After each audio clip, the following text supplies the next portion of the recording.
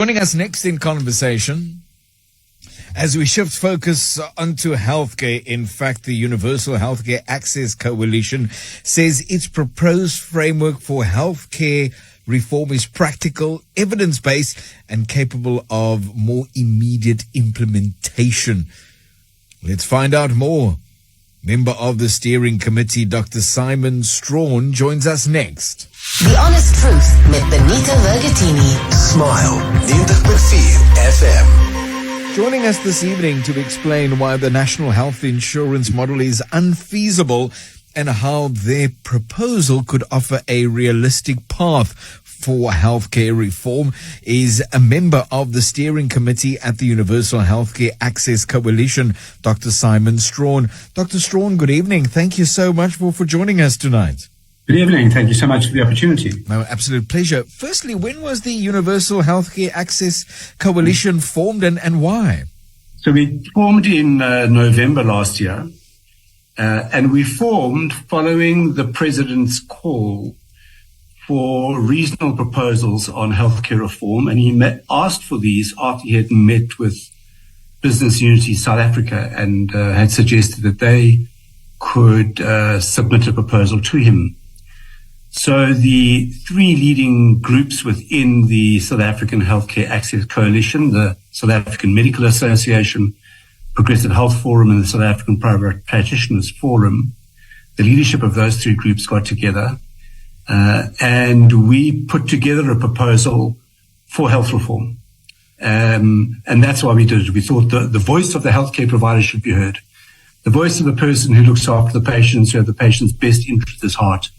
We thought it was time that we put together our proposal in a strategic framework of how we saw health reform working in this country.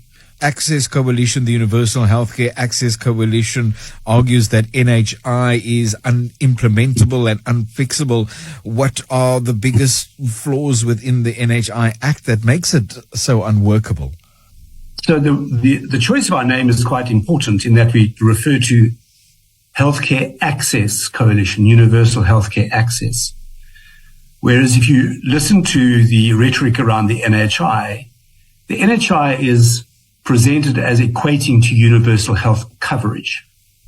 Now, universal health coverage is the end goal. That's the objective, and you need a vehicle to get there.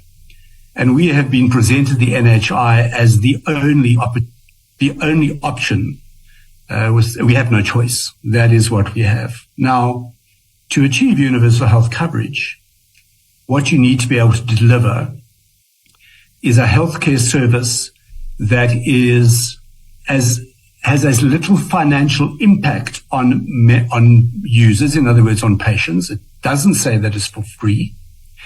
And it says that to achieve universal health coverage, you need to have robust infrastructure, hospitals, roads, energy sources.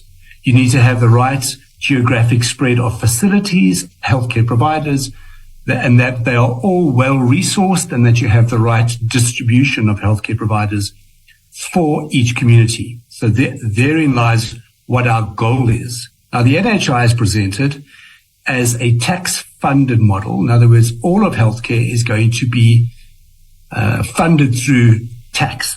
Now, we know that South Africa is at tax capacity, and that any funding model that depends on tax at this point in time is doomed to fail. Because if you increase taxes beyond a certain threshold, we know that what happens is you actually end up generating less tax. So purely from a funding perspective, NHI is not going to work. NHI also doesn't look at the systemic weaknesses in the system. And I'm not talking here just about hospitals. I'm talking about how the health system is run. You can't run a health system centrally, which is what is proposed in the NHI. We can see the trouble that's happening in our public health system at the moment. And the NHI does not answer that because it doesn't look at governance. There's not enough in it to look at fraud, waste, and abuse. It gives all-encompassing power to the Minister of Health, who changes as the government of the day changes when there are elections every 4 or 5 years. So there is nothing robust about the structures set up in the NHI. And in the Act, there is nothing about how it will actually be implemented or how infrastructure is going to be improved. The other side of the coin, importantly, is the private sector. And you have to have a well-functioning, well-governed private sector that is affordable. So there needs to be change in the private sector. But in this country with the two systems, you have to have the two systems working in concert, not the two systems bundled into one, where all of the purchasing and all of the funding is governed centrally with unfettered power to the Minister of Health. That is just a recipe for disaster. And I think that you just have to look at any SOE in this country and see whether it has worked or hasn't worked with that kind of governance structure. So we are very concerned about the way the NHI Act has been written. And we really believe it's just not workable. It is going to severely negatively affect our healthcare system. Dr. Simon Strachan, a member of the steering committee at the Universal Healthcare Access Coalition. He is also CEO at the South African Private Practitioners Forum. Do share your thoughts too on 0829 904 904. So how does the UHAC funding model then differ from the one proposed for the NHI then, Doctor? So what's important about the UHAC proposal is that these are proposals that have been updated from when they were first instituted and researched. And this goes back to 1998. These were part of developing policy until 2007, when the administration in this country changed and we went through years of state capture. It was at that point that at one meeting, the NHI was put forward and all other healthcare reform that had been developed and proposed up to that point was summarily halted. And then we had the Health Market Inquiry who published their report in 2019, and we're now nearly 6 years down the line, and still nothing has happened. So the UHAC proposals are based on well-researched documents. And what it does is takes cognizance of the fact that if you're wanting to deliver access to quality healthcare, you need a funding mechanism that is not going to put strains on the fiscus and is not going to unreasonably strain the individual. So we know in this country that we have a section of the country that fund their own healthcare. And we know that there is a section of this country who are just who cannot afford healthcare and will rely on the state. And in any community, any in the world, that sector of the population will remain. And then in South Africa, we have a large sector, that is employed but not contributing to healthcare. So if you take those three and you collapse the employed population into a group that we will call contributory, where everybody contributes to healthcare, within that group, there should be mandatory membership of a funding model, of a medical aid, let's call it. That's the word people understand. But what you would do is across both sectors, those people who cannot afford healthcare, who will then get their healthcare from the state, through both sectors, you will have a range of healthcare provision that is standardized. And within the contributory system, there would be a subsidy that would be calculated so that those in most need get the most assistance. So essentially, you'll have those who can afford, fund your own healthcare. Those who are employed but not able to fund their healthcare will get a subsidy, and those who can't afford will then access healthcare from the state. Now, what does this do? This takes a lot more people into the private sector. It allows the private sector and the public sector to work in concert. It frees up money in the public sector to improve infrastructure and to improve the quality. Because the joy of this system is that the individual patient who has funded their healthcare can access healthcare from either the public sector or the private sector. So you would basically be able to go to whatever hospital was closest to you. And if you went into a public hospital, your medical aid would pay for your care in your public hospital. And ideally, your private sector doctor could even look after you in the public sector, or you can access care in the private sector. Now, those who can't afford it would access their care, their day-to-day care, their operations, etc., in the public sector, But what you will have to have is one national policy for critical and emergency care, so that anybody who gets into trouble, who gets knocked over by a car in a vehicle accident, collapses along the side of the street, that the nearest ambulance takes them to the nearest hospital, end of story. But that is paid for.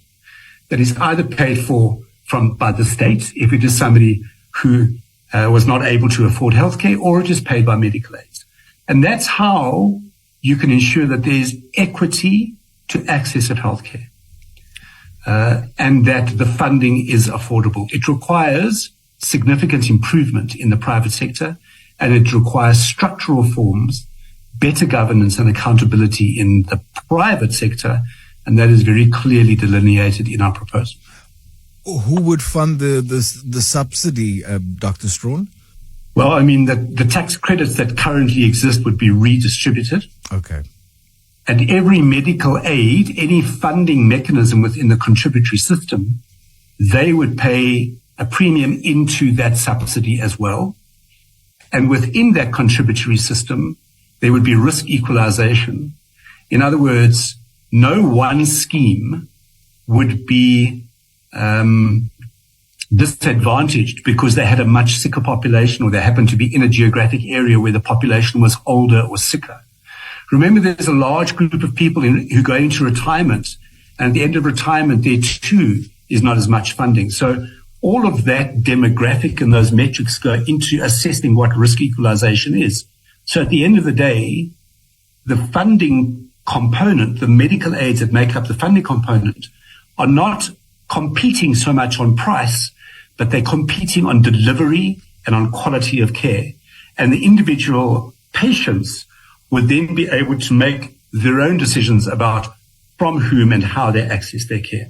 Joining us in conversation this evening, explaining why the NHI is unfeasible, offering a more realistic path towards sustainable healthcare reform in South Africa, member of the steering committee from the Universal Healthcare Access Coalition, Dr. Simon Strachan. Share your thoughts, 0829 904 904. You spoke earlier of the health market inquiry, which was completed a few years back in 2019, which highlighted some inefficiencies within the private healthcare sector. How does UHAC plan to address those, particularly around the escalating costs of accessing medical aid? So the health market inquiry was a very well-structured inquiry and put forward very realistic recommendations. Now, that's one of the tragedies we face in our healthcare system at the moment, is that any change that would result in the recommendations of the health market inquiry being implemented would require regulation from the state. So again, it falls on the National Department of Health and the Minister of Health to actually enforce these recommendations. So we have always said that the health market inquiry recommendations, if you look at any of the proposals that have come through from healthcare provider groups, the health market inquiry recommendations are essential because we do need to curb medical inflation in this country, which runs at about 4 or 5 percentage points above CPIX. And it's done that for years. And you're at the moment facing a medical aid market in this country that has been stagnant in growth for the last decade. And the members of medical aids in this country are getting older every year. And we all know that the older you get, your requirements and your utilization of healthcare increases. So therefore, if it's the older population who are staying within the medical aid environment, that's also one of the reasons why it just gets older and older and older. So how do you counter that? Well, the health market inquiry recommendations included things like low-cost benefit options, so that very good quality primary healthcare is available through what they termed low-cost benefit options. It brought in this risk equalization, which I mentioned just now, about smoothing the risk across all of the funders. And it brings in social health insurance, which is, in a way, what this subsidy that I'm talking about is there, and it smooths over so that nobody is disadvantaged. And then the other thing it brings in, obviously, is an oversight committee looking at tariff determinations and a multilateral negotiating forum that is an independently run organization free from government influence, but obviously would allow all participants to have a say. And by doing that, you would then be able to regulate prices that had been negotiated and discussed. People, healthcare providers, would then have to bill within those tariff guidelines. And through all of these mechanisms, what you would end up with, when I say an affordable private healthcare system, is that there would be the capacity for massive innovation. There would be the capacity for competing on quality and access. It would allow the individual patients a better option to choose where they want to access their service. And it would give the opportunity for funders to re-look at their funding models and maybe not initially seeing a decrease in membership fees, but you should definitely see a reduction in the annual increase so that your medical inflationary rate starts to approximate closer to what CPIX is, and then it makes it more affordable. Yeah, improving access incrementally that way. You speak about innovation and competitive alternatives. Quite interesting that UAC is also calling for a publicly sponsored medical scheme. Are you able to elaborate on that? Yeah, so I think that's important. Publicly sponsored medical schemes. That's not state-run. It's a medical scheme that's run on the principles of social solidarity, which means you look at the needs of the people and you serve the people. And anybody who's in the contributory framework, anybody who's employed, could choose to belong to that particular publicly sponsored scheme. And that publicly sponsored scheme would be able to contract with any hospital in either in the public sector or the private sector to offer services, almost in like a hospital network program. They would be able to contract with various medical professionals in various disciplines so that their members had the full scope of medical care available to them, and that the geographic location was in concert with their membership. And they would then be able to compete on price because of the smoothing over and the risk equalization. Mm-hmm. So that public service hospital, that public sponsored medical aid, sorry for tripping over my words, that publicly sponsored scheme would compete again by quality and access. For the publicly sponsored scheme to work particularly well, it would benefit immensely from having a well-run, well-resourced, well-governed, well-structured public sector that could compete with the best private hospitals on quality and access as well. That's the end goal. That's what we're aiming for. But you need to build these regulatory changes through the systems, and you need to build into the public system a process whereby hospitals can become autonomous. They would be in districts, they would answer to the province, they would have independently appointed CEOs and boards responsible to a supervisory structure.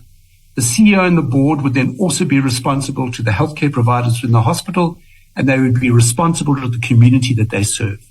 And they would, through consultation, assess the healthcare needs of the community that hospital serves and develop primary healthcare services through nurse practitioners, through general practitioners, through referrals up to specialists with allied healthcare services. They would make sure that the service that they're offering fits the needs of the community. And any patient who accesses healthcare in that facility, who comes from the contributory part of our diagram and whose fees are paid by the medical aid, the hospital retains those fees for further development. Again, I've said the word innovation. This brings in such magic for innovation in the procurement phase, because in the model as well, we're saying when you're looking at the funding of this model and you're trying to determine how the subsidies are distributed, and that might be by one's salary. It might initially start off with very large corporates with large employee forces. However that is eventually decided, that is governed centrally. But the procurement of services, and this is not just hospitals and medication and equipment.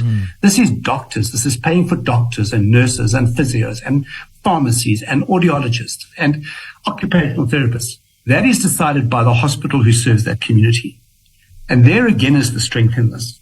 Can you imagine living like that, where you know that the hospital down the road from you actually has done that work, that you as a community member, if you utilize that hospital, have the capacity to help that hospital succeed, that you can hold the people who run that hospital accountable to you and your community. That's the idea. Proving, in fact, what you mentioned in the beginning, Dr. Strachan, that, in fact, according to the UAC proposal, that these two systems, in fact, can work in concert, as you've outlined, improving the function and performance of the public sector, looking at governance, looking at the structural issues, as you've outlined, and then applying what the health market inquiry had highlighted to reduce the cost, to improve the competitiveness, as well as to improve the access of the medical aids as part of the system. What then, lastly, are the next steps for the Universal Healthcare Access Coalition? So we sent this proposal to the President at the end of November last year, and acknowledged receipt, and then sent it on to the National Department of Health, who at this point have said they are not able to engage with us because the matter is sub judice, which is strange because sub judice refers to court challenges, and the only thing that's been challenged at the moment is the National Health Act, and this is not the Act. So we've heard nothing back from either the Presidency or the National Department of Health other than acknowledgement of receipt, and they can't engage at the moment. So what we have done is we had a very large media release. In fact, a week before that, we expanded our reach, and we had a meeting with 53 different representative organizations from healthcare providers, healthcare professionals, pharmacy groups, allied healthcare professionals, patient advocacy groups. 53 sitting in the room. 30 organizations are now signatories to the proposal. Last week, we had a very large media launch, and we have had a lot of media coverage. So thank you very much for inviting me again tonight.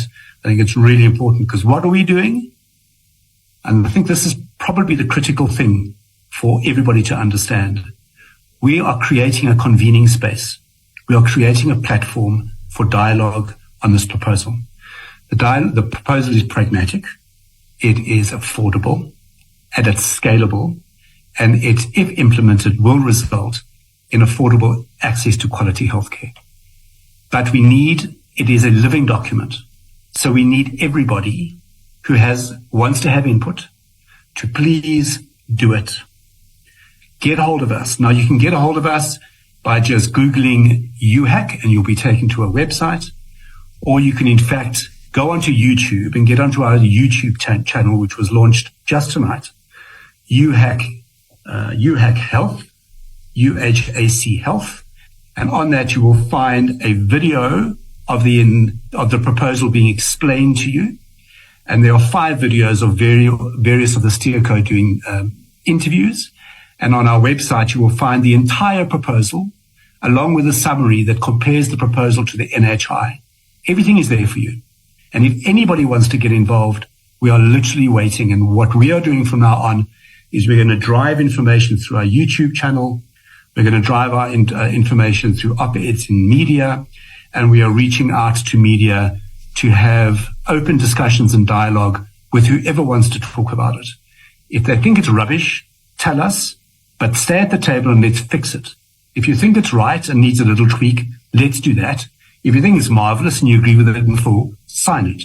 That's what we need. We need to get mobilization of this so that we can make sure that the government of the day sees the sensibility of this proposal and that it actually is implementable in years, not decades. Inform yourself and stay abreast of these developments and share your thoughts as healthcare impacts on all of us. The Universal Healthcare Access Coalition will have the proposal on their website, or as Dr. Strachan had suggested as well, on their recently launched YouTube channel. Access all of the informative videos there. You Hack Health. Member of the steering committee at the Universal Healthcare Access Coalition, Dr. Simon Strachan, thank you. Thank you for joining us tonight. Thank you very much. Have a lovely evening. Smile. It's pretty amazing. 90.4 FM. As Dr. Strachan had mentioned,